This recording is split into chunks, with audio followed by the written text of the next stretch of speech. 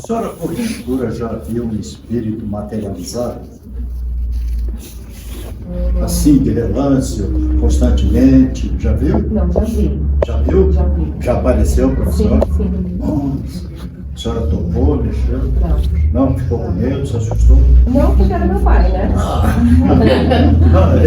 Aí fica fácil. É. Tá certo. Para vocês terem uma ideia do que o senhor Allan Kardec sofreu de ataques, de contradições, de reclamações, foi assim uma coisa absurda, principalmente após a publicação do seu livro, O Livro dos Espíritos, do dia 18 de abril de 1857. As discussões se sucederam em todos os âmbitos da sociedade, porque naquela época a escrita era nova, os livros eram raríssimos, e só pessoas de alto nível é que os possuíam ou que tinham condições de comprar. A grande maioria da população ouvia falar e também entrava de uma certa forma na discussão ou na audição que os doutores da época discutiam. A coisa chegou a tal ponto que foi preciso chamar uma das maiores autoridades científicas para desmistificar um certo professor francês da Universidade de Paris, que tinha escrito um livro chamado O Livro dos Espíritos, esse aqui é na primeira edição, não é? Que falar e dizendo, afirmando que este livro seria a regeneração da humanidade. Absurdo. Já pensou?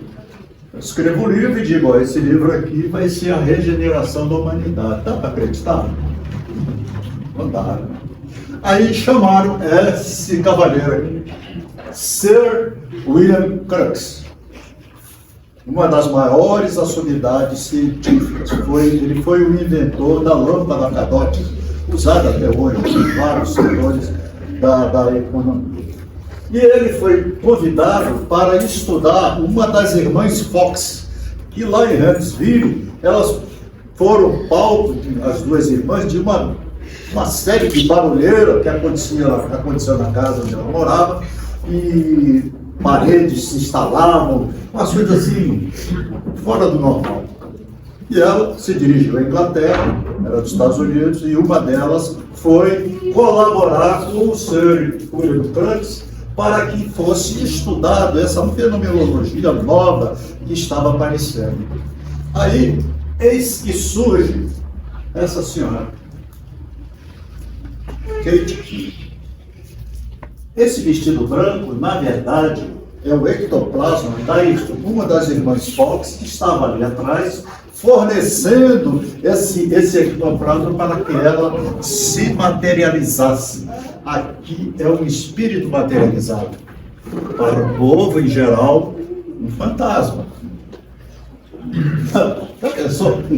Mas só que ela conversava em inglês fluente com a plateia, cumprimentava, está de mão dadas aqui com o Sr. William Crookes. Ali é uma situação mais inusitada ainda. Esse cavaleiro aqui era o Dr. Janot, que quando o Sr. Allan Kardec publicou o livro, e dos estudos, das mesas que levantavam, dos estalos que aconteciam, do barulho, ele desenvolveu uma teoria que defendeu encarnecidamente, com uma convicção absoluta, na Universidade de Paris, na Faculdade de Medicina. Imagina uma situação dessa. E a teoria dele é que esses barulhos que eram escutados, na verdade, era o perônio esquerdo que estalava e provocava esse fenômeno todo. O perônio é o dedo mindinho do pé esquerdo. Não, a culpa é do perônio. E ele defendeu essa teoria de uma forma tão consistente, encarniçadamente, que muita gente acreditou nele. Aí ele foi convidado para participar dessa sessão, de várias experiências. Aqui é a Kate King, esse espírito materializado, e ele está tirando a pressão arterial dela. Paz, era ele. espírito tem pressão material. Que história é essa?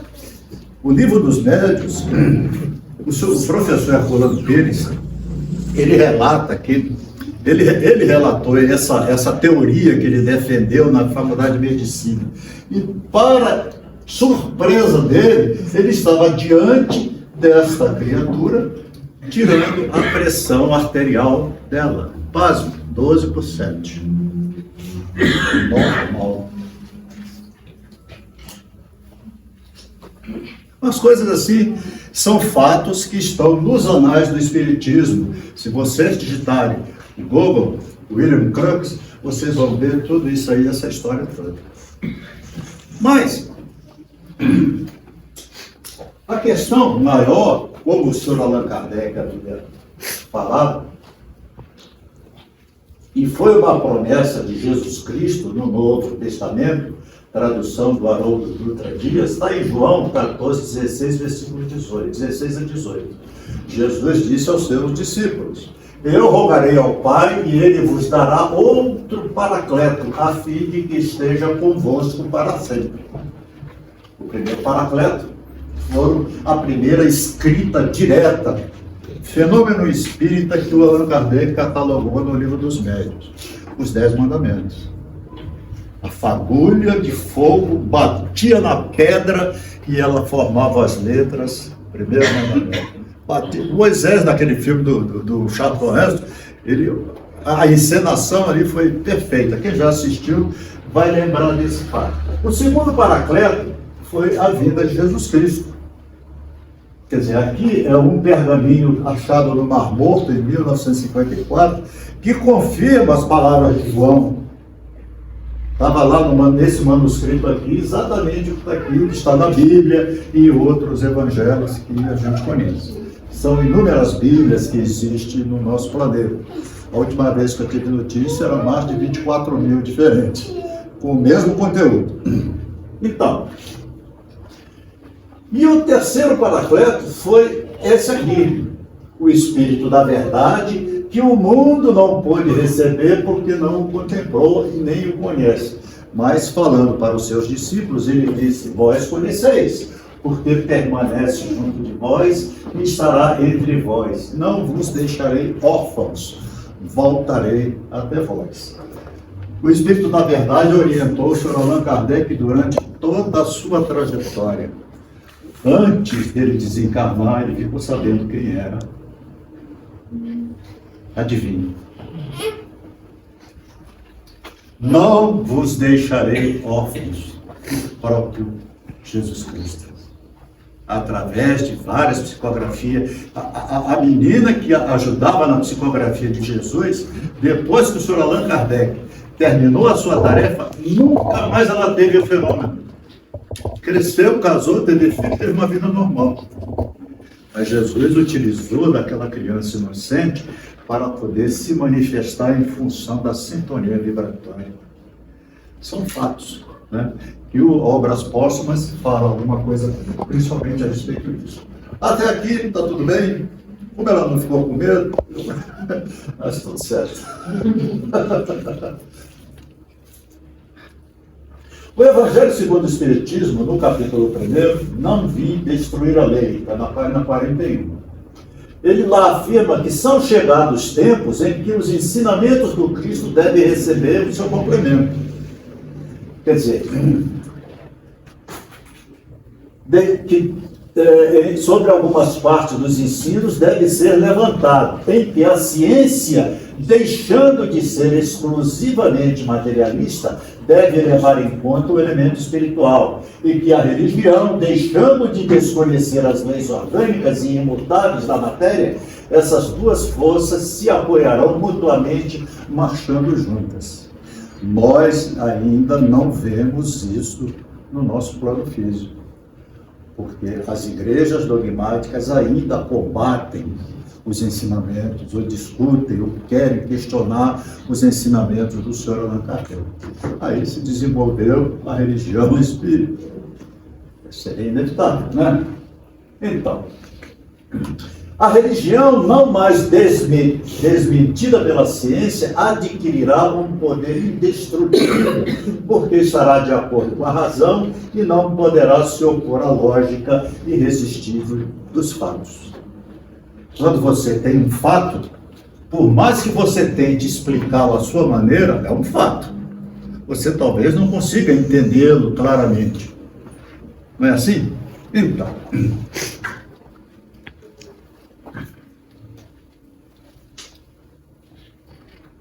na introdução do livro, do estudo da doutrina espírita, no livro dos Espíritos, fala: a oposição das corporações científicas é para muita gente uma prova, pelo menos, de uma forte presunção contrária.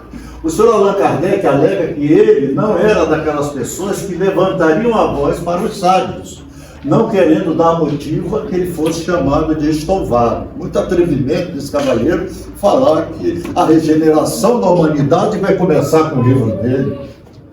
E a Bíblia? Aí, essa era a maior discussão, né? Então, mas ele achava que ele poderia ser considerado também um dos deles. Entretanto, sua opinião não poderia representar em todas as circunstâncias um julgamento irrevogável. Quer dizer, a opinião de um cientista hoje, ela pode mudar amanhã, à medida que ele for se aprofundando nos assuntos, dentro do estudo em que ele esteja realizando. Agora, quando a ciência sai da observação dos fatos e trata de apreciá-los e explicá-los, abre-se para eles um campo das conjecturas, que cada um constrói o seu sistemazinho e defende encarnecidamente. A prova disso, uma delas, é o professor Janot, o médico lá que defendeu aquela tese até que, quando apareceu a manifestação inteligente, aí, o Perônio não é seu cérebro, cara. Aí a teoria dele caiu por tudo, né? Então, nós vemos diariamente as opiniões mais contraditórias serem preconizadas e rejeitadas, repelidas como erros absurdos e depois proclamados em verdades incontestáveis. Os fatos. Eis o verdadeiro critério que o senhor Allan Kardec utilizava. Era o argumento sem réplica. O fato não tem como você dizer que não existe.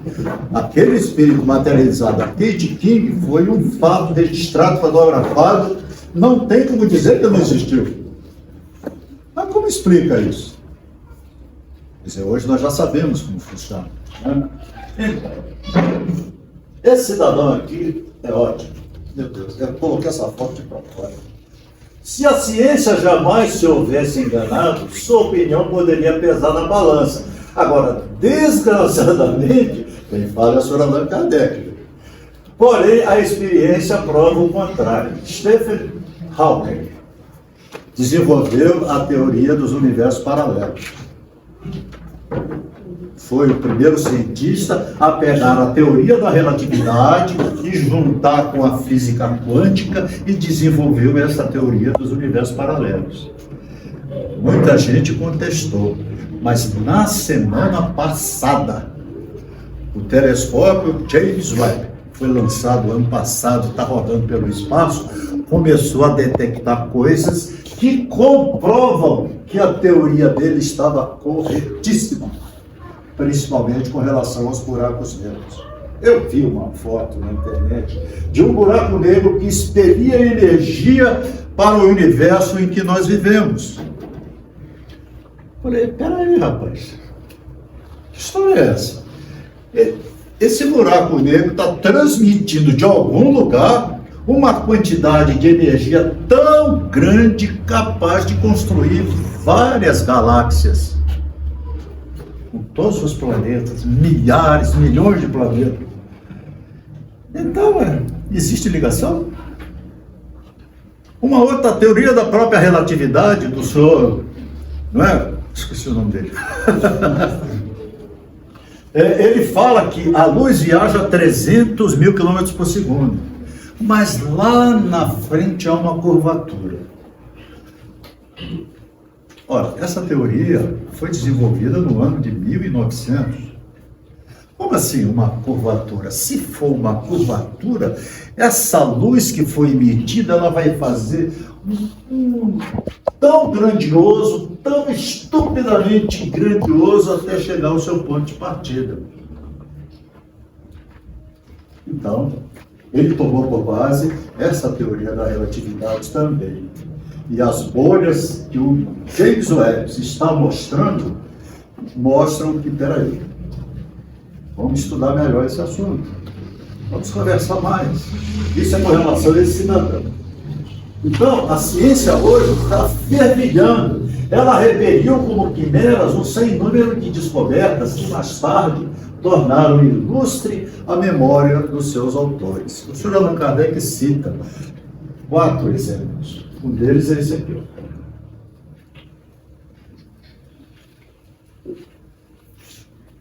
Benjamin Franklin, e o para-raio. Ele foi inscrito ao lado de membros da Douta Assembleia, que em 1752 o recebeu com uma estrondosa gargalhada o seu relatório sobre os para-raios, julgando-o indigno de figurar nas comunicações em pauta. Benjamin Franklin foi um dos precursores da independência americana. Se não me falha a memória, a nota de $50 leva o retrato dele. Mas, praticamente, se nós sairmos daqui agora, chegarmos ali fora, na calçada, e olharmos para o prédio que está aqui do nosso lado, o que nós vamos ver lá em cima? Para-raio. Se vocês olharem todos os prédios de todas as cidades do mundo, para-raio está lá. Nós aqui, se houver uma tempestade violentíssima, nós estamos protegidos, porque se vier um raio nessa direção, o para-raio do prédio vai absorver e vai distribuir no fio terra. E eles deram uma gargalhada falando que esse cara está maluco. Entenderam a situação? Outra situação interessante foi esse aqui, Robert Fulton. O fato da França estar privada dos direitos de pioneira da propulsão a vapor deve-se a um relatório da nossa primeira corporação científica. O Fulton foi ao campo de Bolonha apresentar o plano a Napoleão I, e o imperador confiou seu exame ao Instituto de França, e o pronunciamento da instituição foi essa: tratava-se de um sonho impraticável, ocupar-se com ele é perda de tempo. Os ingleses abraçaram a ideia dele e até 1954 eles ainda vendiam estrada de ferro com o trem a vapor de madeira. Ficaram milionários. E a França perdeu a chance de ter, digamos, esses direitos autorais. Agora, a pergunta é essa aqui. Deve-se concluir que os membros do Instituto eram ignorantes? Não. Eles não perceberam o que o Fulton estava percebendo. Eles não tinham noção do efeito colateral que aquela ideia dele poderia causar na comunidade científica e para toda a humanidade. Hoje em dia, a parte de trem já evoluiu tanto que às vezes a gente tem até dificuldade de entender. A propulsão agora é no eletromagnético. Quer dizer, o trem ele fica suspenso no solo e viaja a 400, 600 mil quilômetros por hora. O trem-bala no Japão é assim. Em outros lugares também já existem. Então, essa parte já evoluiu fantasticamente. Hoje em dia a gente se surpreende até com o que eles estão mostrando. Coisa de doido. As leis da natureza, isso está no livro dos Espíritos, na questão 617. Todas as leis da natureza são divinas, pois Deus é o autor de todas as coisas. O sábio estuda as leis da matéria, o homem de bem as da alma e as pratica. Isso aqui é para a gente fazer uma reflexão rápida, para entender melhor o que está por vir aqui. As leis da natureza são divinas. Se você descobre um fato, Você é um revelador. Profetizador, você pode chamar do jeito que você quiser. Né? Então, não há efeito sem causa. Olha quem está falando. E os mais simples efeitos podem nos conduzir a sérios problemas. Esse aqui é o Isaac Newton. Se ele não tivesse dado a devida atenção à queda da maçã,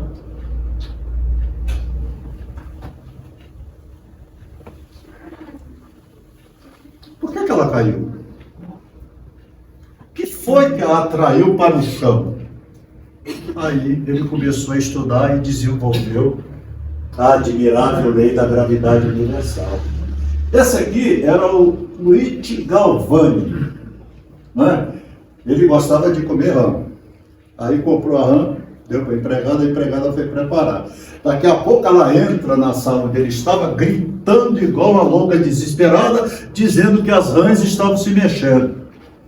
Mas você já não estavam mortos? Mas elas estão se mexendo. Aí ele foi lá examinar. Né? Aí, o que ele fez?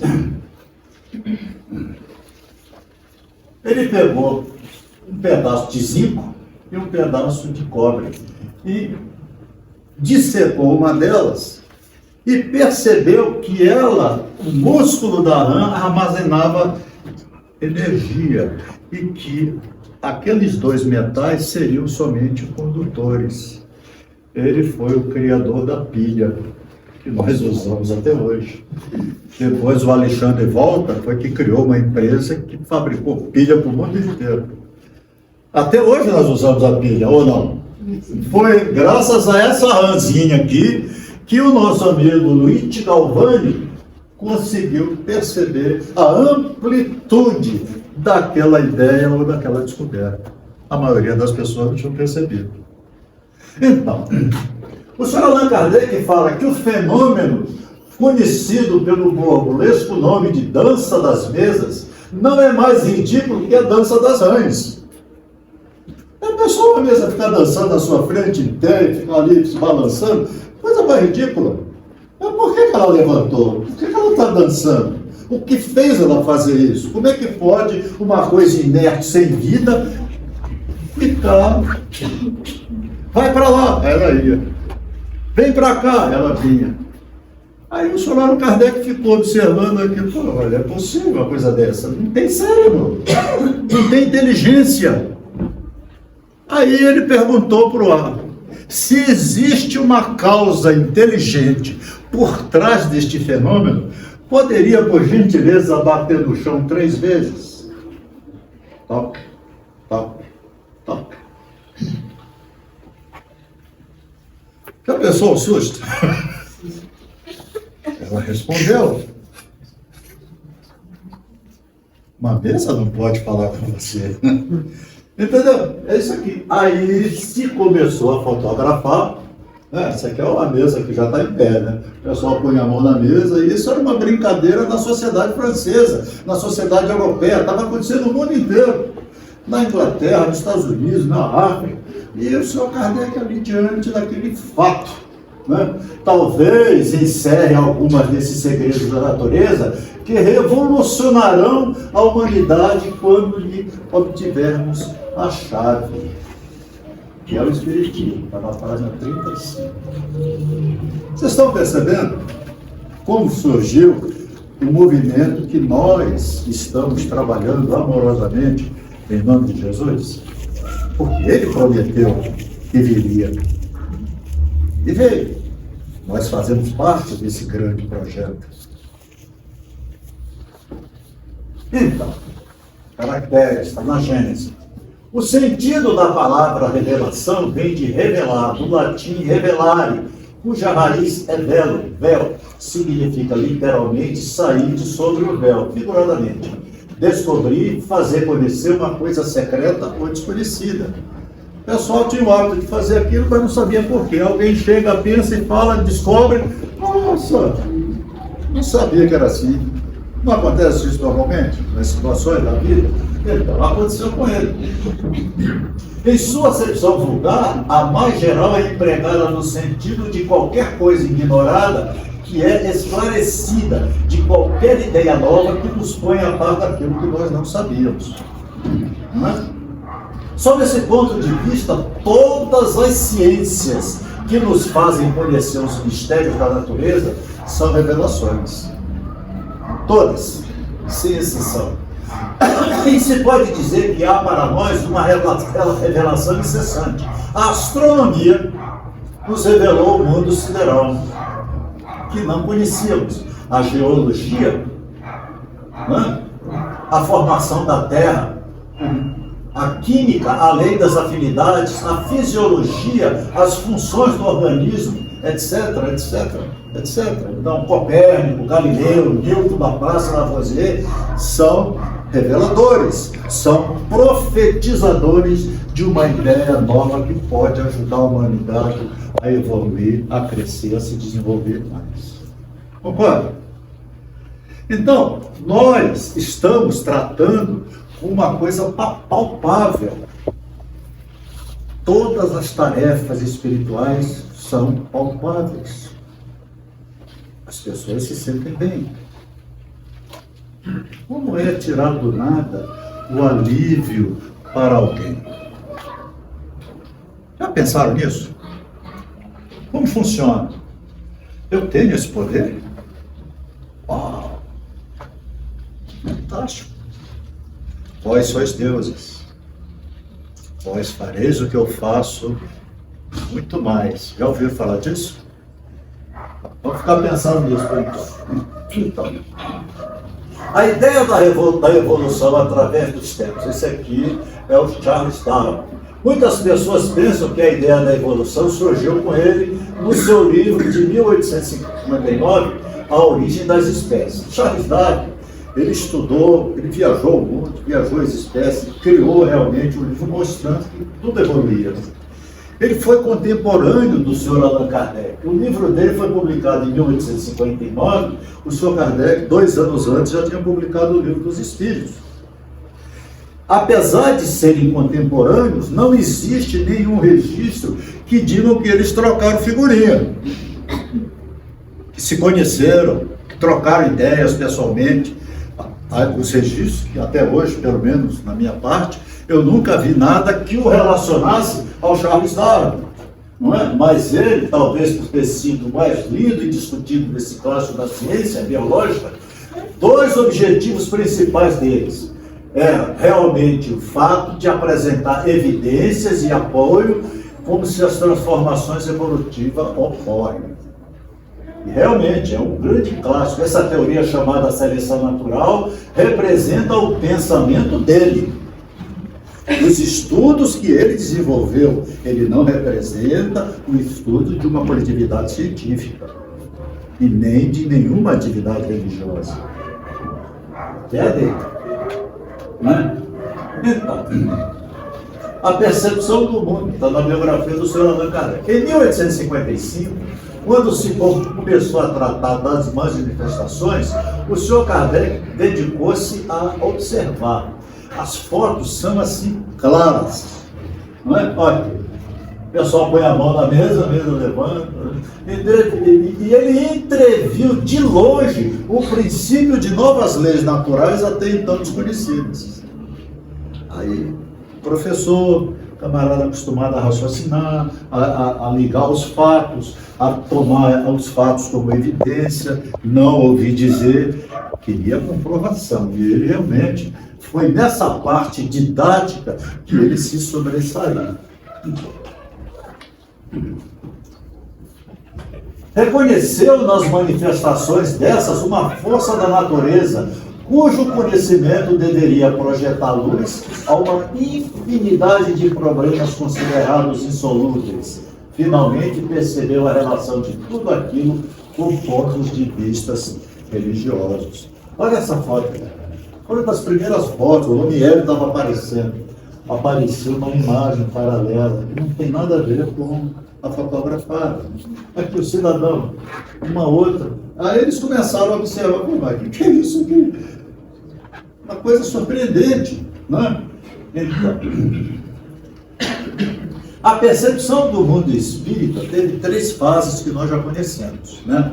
A fase primeira, da primeira revelação com Moisés, os 10 mandamentos, que eram regras para frear aquele povo intempestivo escravizado durante 400 anos lá no Egito. A segunda revelação veio com Jesus Cristo, que foi a lei do amor, caridade e perdão. E o objetivo era agir, transformar através da prática. E a terceira veio com o Sr. Allan Kardec, com a codificação desses fenômenos, né, do Espiritismo, da orientação para os Espíritos dela, para esclarecer. Quem fala isso é o professor Gabriel Delany. Não é? É uma ciência cujo fim é a demonstração experimental da existência da alma e da sua imortalidade por meio de comunicações com aqueles que impropriamente têm sido chamados de mortos. Ela contém 2 partes, uma experimental e outra filosófica. A verdadeira doutrina está no ensinamento dado pelos Espíritos. A gente não pode esquecer disso. Mesmo porque nós temos observado inúmeros fatos e suas nuances. Então, quando nós lemos o livro, nós temos que meditar para poder, de repente, associar alguma situação para que haja um esclarecimento. O magnetismo sensorial foi incentivado por essa criatura aqui, o Franz Anton Mesmer, 50 anos antes do Sr. Allan Kardec. Mas foi esse outro aqui, Alessandro Cabriosco, Giuseppe Balsamo, Conde, que alvoroçou a França com pura e surpreendente. Ele era alemão, médico, materialista, foi para Viena, mas na verdade o magnetismo animal já era conhecido dos antigos egípcios. O Sr. Allan Kardec era especializado nisso aqui, né? Esse cidadão aqui, Eduardo von Hartmann, ele em 1885, né, a Gênesis já tinha sido publicada, né? Ele desenvolveu uma brochura Der Espiritismo, negando a mediunidade e catalogando os fenômenos como força nervosa, né? Para ele, o princípio do inconsciente emerge do cérebro, do corpo físico. Não era isso. Mas teve mais coisas. Quem respondeu a ele foi esse aqui, o Alexander Akazakov. Ele era conde, diplomata, conselheiro de Alexandre III, czar de todas as Rússias, doutor em filosofia e era da Universidade de Leipzig, da Alemanha. E ele escreveu, ele disse que era o seguinte, em 3 categorias: personalismo, o animismo e o espiritismo. Eles começaram a desenvolver teorias, né, que pudessem explicar esses fenômenos.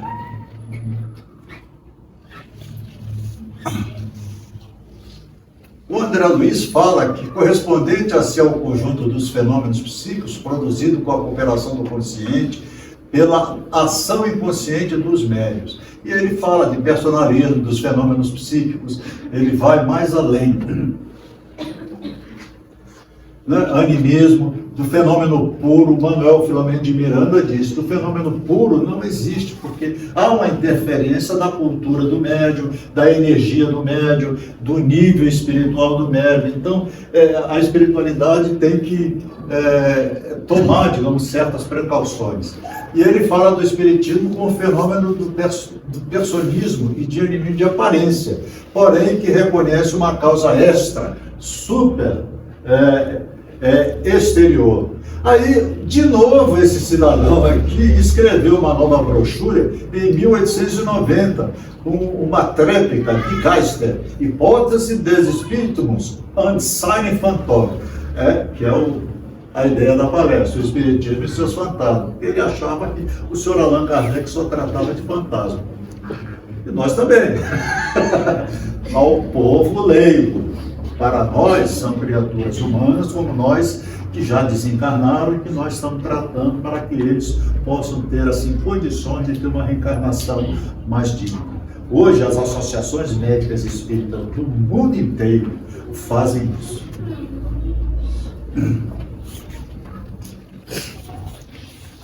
E do outro lado da vida, esse professor aqui, Barão Caldo Prel, ele escreveu esse livro aqui, né, já traduzido em português, defendendo o Sr. Allan Kardec. E o pensamento, ele afirma que é extrafísico, o Herculano Pires também, e fala que a parapsicologia defendem o pensamento extrafísico que age sobre a matéria. O professor Skype, Possol, French e tantos outros admite a ação de mentes desencarnadas na produção dos fenômenos psicapa, efeitos físicos. Então, há interferência espiritual que nos ajuda a não só a provocar o fenômeno, mas através dele fazer tratamentos no perispírito, tanto do encarnado como do desencarnado, em prol da recuperação da sua saúde. O Ernesto Bozano escreveu vários clássicos, né? Animismo, Crise da Morte, entre outros, né? E ele, em 1938, lançou esse livro, Animismo ou Espiritismo? Quale tra dispega il compresso del fato? Qual é a causa do fato? É uma causa só. Então, analisando, é impossível deixar de reconhecer que as respostas eram extremamente vigorosas, que deixavam os inimigos do Espiritismo sem se sentirem enfraquecidos. Até hoje, ninguém conseguiu atualizar a obra do Sr. Allan Kardec. Nenhuma vírgula sequer foi modificada e nem tem como, porque o que ele colocou lá foram as experiências que ele realizou na Sociedade Espírita de Paris, pelos fatos que eram apresentados a ele. Então, negar a alma e os seus atributos, sem chance, não é? Esses efeitos. O professor Ernesto Bozano chama de convergência de provas, que todas as outras pessoas de interesse, eles usam essa convergência de provas, porque os fenômenos que eles estudaram no passado são os mesmos que nós estudamos hoje, porque o drama humano continua, só com outra faceta. A dor, a loucura, como diz aqui o Sr. Allan Kardec, que a causa é uma predisposição orgânica do cérebro. E quando a pessoa se alimenta com ideias estranhas, ela começa a ter os seus desvaneios, que pode ser a ideia dos espíritos, dos anjos, do diabo, da fortuna, do poder, etc, etc. Aí surge o Joseph Breuer, com o surgimento da psicanálise, tratando o caso da Ana, um caso só. E ela tinha problema de sintomologia, ele conseguiu tirar do cérebro dela e passou para o Freud, né, dando a ele assim para que ele estudasse melhor. E ele, ele conseguiu desenvolver uma teoria só com esse paciente. O Sr. Allan Kardec desenvolveu uma teoria de milhares de pacientes, cada uma com a sua sintomologia equivalente ao drama que estava trazendo. Mas ela tinha paralisia num braço e sofria de hidrofobia, porque ela viu na infância um cachorrinho lamber um copo d'água. Aí ficou traumatizado. Só depois dos 20 anos de idade que ela ficou totalmente curada. O nome dele era Berta Peppenheim, foi a primeira assistente social da Alemanha. Já teve até filme isso aí, né?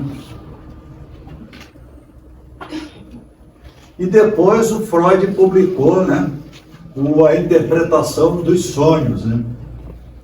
Em 1905, os ensaios sobre a teoria da sexualidade também. Então estava cimentado uma teoria, sem dúvida, uma teoria genial, muito bem fundamentada. Mas ele era ateu, né? Ele não acreditava em Deus. Aí todo mundo começou a achar que tudo era histeria, desrescalco da libido sexual, do complexo e suas regressões. E serviu de pano de fundo para criticar, né, ainda mais o estudo do espiritismo. Só que nessa época, mais ou menos, o Chico Xavier já tinha nascido, que foi o outro fenômeno espírita até hoje está, né? Então o Sr. Allan Kardec fala que o sono liberta, né, em parte a alma do corpo, e nos momentos em que, né, você desliga do corpo e sente as impressões e traz para o corpo, por ocasião da morte se desliga totalmente, né? Então, durante a vida, ela tem sonos inteligentes, quando dormem vão procurar a companhia de outros seres que são superiores. E quando retornam à espiritualidade, já trabalharam em obras que já se estão terminadas. Isso nos deve ensinar que nós não devemos temer a morte, porque nós morremos um pouco todo dia. As nossas células vão se desgastando e nós saímos do corpo toda noite. Vamos passear, às vezes vamos em lugar que nos assusta. Aí você fala, meu Deus, tive um pesadelo. Não rezou de noite. Tem que pedir proteção para que você seja orientado e bem conduzido quando o seu corpo está dormindo. Não é assim que acontece? A emancipação da alma, o desprendimento se manifesta, sobretudo, de maneira evidente. O desprendimento pode produzir-se até no estado de vigília. Você está no ônibus, aí dá uma cochilada, sai e volta. Isso também acontece. Né? Tá acabando. O espírito não dorme, anda, Sérgio, mas os olhos ficam sem ver os objetos. Percebe isso? Bem que a alma não está ali. A psicologia, a parapsicologia atribui o inconsciente às faculdades da alma em seu momento de libertação. Então, hoje, como eu falei, as sociedades espíritas do mundo inteiro estão estudando esses fenômenos já com um pré-tratamento para casos até então considerados insolúveis. O doutor André Moreira é um especialista nesse assunto também. Então, o senhor Kardec aqui oferece a explicação através das inúmeras experiências que ele teve lá na Sociedade de Paris. Né? O que provém da emancipação, ou seja, dos momentos em que a alma se afasta do corpo, decorrente aos estados de ausência psíquica e estado de vigília. Isso também ocorre. Assim, toda a fenomenologia paranormal que a parapsicologia se empenha em explicar, atualmente se reduz para a ciência espírita na capacidade permanente que a alma possui de se afastar do corpo. Nós temos esse poder, nós temos essa possibilidade. Quem já trabalha mais tempo nas tarefas espirituais, encontra mais facilidade ainda. E volta normalmente, a gente tem consciência do que está fazendo, né? Aí teve o Charles Richer, que em 1905 recebeu o prêmio Nobel e escreveu vários livros, inclusive considerado tratado de metapsíquica, publicado em 1922. O senhor Chico Xavier já estava encarnado. Então não passe de mágica, tudo virou metapsiquismo. E a coisa foi por aí afora, né? Ele usou o mesmo método do que o senhor Allan Kardec usava. Todos os princípios do espiritismo foram subvertidos por eles e experiências científicas foram processadas e comprovadas, confirmando tudo que o senhor Allan Kardec tinha feito. Né? É o que ele fala aqui. Os cientistas franceses, ingleses, alemães, todos, hoje os parapsicólogos repetem. Além deles, os médicos da Faculdade de São Paulo têm curso de espiritismo lá, com tratamento, com manifestação, com tudo. O pessoal já sai especializado para tratar do corpo e da alma. Então a ciência já está ganhando esse campo tão fantástico e tão... No dia 27 de julho, foi o Pinga-Fogo o primeiro, né?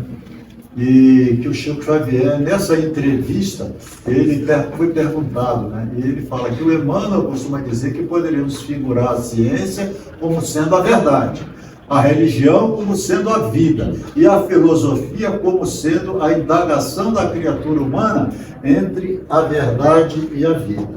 Todos esses três aspectos são importantes, porque a filosofia estuda, a ciência descobre, mas a vida estua sempre.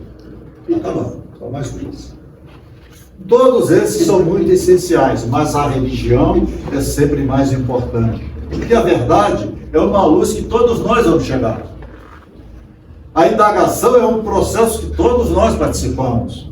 Mas a vida não deve ser sacrificada nunca. E a religião assegura a vida, assegura a ordem da própria vida. Então, é isso aqui. Tudo em função desse fato da regeneração da nossa humanidade. Nós não podemos mais perder tempo.